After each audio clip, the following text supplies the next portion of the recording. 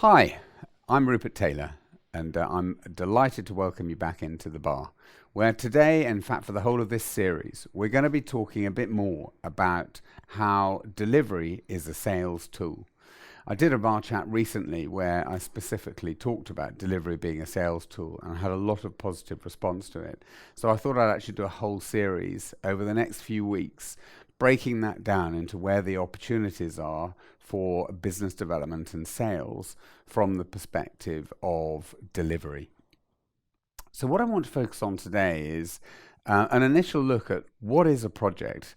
We talk about projects, but actually what's the difference between just a normal activity and a project? And I think there's a very blurred line between the two, and it doesn't need to be that different. So let's just take a quick look. At the end of the day, whether it's called an activity or a project, if you're selling services or products to your customers, then they have to be delivered. And when they're delivered, they tend to start with a date that the order is taken, and then there is an end date when the delivery is complete. And you invoice the customer. And in the middle, there's a bunch of milestones that you have to go through in order to get there.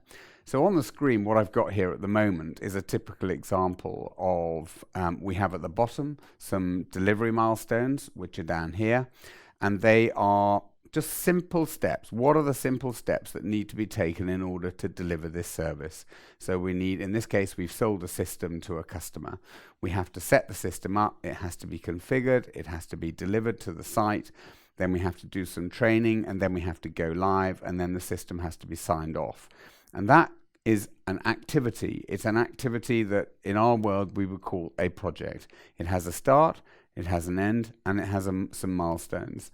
And then above it here, there are some commercial milestones that relate to that delivery. So we have a purchase order, for instance, which starts on a certain date and it ends on a certain date, or it is just a purchase order for an amount of money.